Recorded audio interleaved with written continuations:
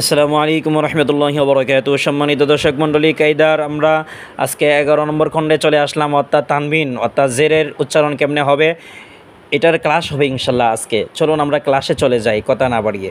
যে হামজা দুই জের ইন, বা দুই জের বিন, তা দুই জের তিন, সা দুই জের সিন, জিম দুই জের জিন, হা দুই জের হিন, খ দুই জের খিন, দাল দুই জের দিন, দাল দুই জের দিন, র দুই জের রিন, জা দুই জের জিন, সিন দুই জের সিন, শিন দুই জের শিন, সাদ দুই জের শিন, দাদ দুই জের দিন, তা দুই জের তিন, ওয়া দুই জের দিন, আইন দুই জের আইন, গাইন দুই জের গিন, ফা দুই জের ফিন, কফ দুই জের কিন, কাফ দুই জের কিন, লাম দুই জের লিন, মিম দুই জের মিন, নুন দুই জের নিন, ওয়াও দুই জের উইন, হা দুই জের হিন, হামজা দুই জের ইন, ইয়া দুই জের ইন।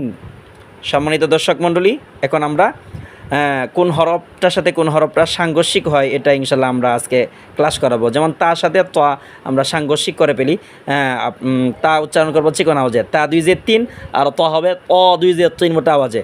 এটা হবে আপনার গলার মাঝখান থেকে হ্যাঁ, হ্যাঁ দুই জের হিন, আর এটা হবে গলার শুরু থেকে হা, হা দুই জের হিন, বা ঠোঁটের ভিজা অংশ থেকে উচ্চারণ করব, বা দুই জের বিন, আর ওয়াও দুই ঠোঁট গুল করে এভাবে উচ্চারণ করব। ওয়াও দুই জের উইন, ওয়াও দুই জের উইন, আবার ওয়াও দুই জের উইন, ইয়া দুই জের ইন। এই হরফগুলোর মধ্যে যে আমাদের ভুলগুলো হয়, যেমন সা সা এভাবে উচ্চারণ করবো না, এটা উচ্চারণ করবো জিব্বার আগা সামনের দাঁতের আগার সাথে লাগাইয়া পাতলা আওয়াজে। সা দুই জের সিন, আর সিন উচ্চারণ করব জিব্বার আগার সামনে নিচে দাঁতের আগার সাথে লাগাইয়া টায়ার পাঞ্চারের আওয়াজে নেই আমরা উচ্চারণটা করব। যেমন সিন দুই জের সিন, সাদ সিনের যেই জায়গা থেকে উচ্চারণ করেছি একই জায়গা থেকে পার্থক্য হবে। সাদ উচ্চারণ করার সময় মোটা আওয়াজে উচ্চারণ করব। সদ দুই জের সিন, শিন জিব্বার মাঝখান তালুর মাঝখান, শিন দুই জের শিন, আর জিম এ শিন যেই জায়গা থেকে উচ্চারণ হয়েছে একই জায়গা থেকে জিম উচ্চারণ হবে। জিম দুই জের জিন, জা দুই জের জিন, জাল দুই জের জিন।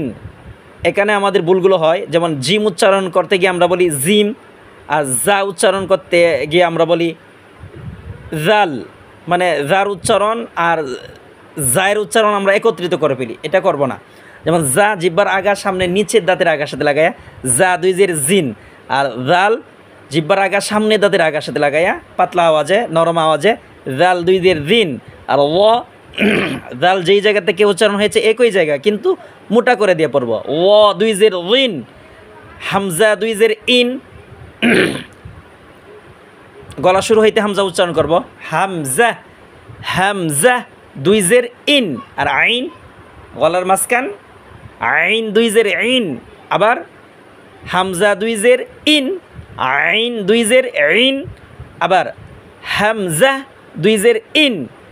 এই ইয়ার মধ্যে আমরা যে ভুলটা করি, যেমন ইয়া দুই জের ইন পড়ি না, ইন এভাবে জিব্বার মাঝখান তালুর মাঝখান আমরা এই হরফটা উচ্চারণ করব। ইয়া দুই জের ইন, দাল দুই জের দিন, দাল আর দদের মধ্যে উচ্চারণ করব, পার্থক্য করবো এইভাবে, দাল চিকোটা যে দদ মোটা আওয়াজে, যেমন দদ দুই জের বুইন, কফ দুই জের কিন, এ কফ উচ্চারণ করব আমরা মোটা আওয়াজে, আর কাফ উচ্চারণ করব চিকন আওয়াজে। কফ দুই জের কিন, কাফ দুই জের কিন।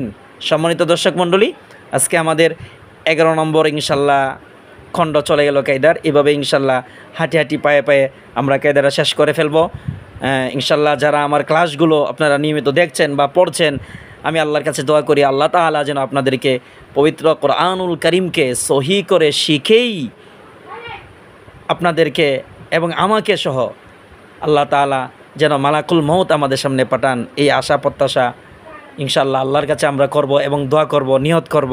আর এই কোরআনের আলোয় আমরা নিজেরা আলোকিত হয়ে সারা বিশ্বটাকে, আমাদের সন্তানদেরকে আমরা আলোকিত করার চেষ্টা করব। আমিন।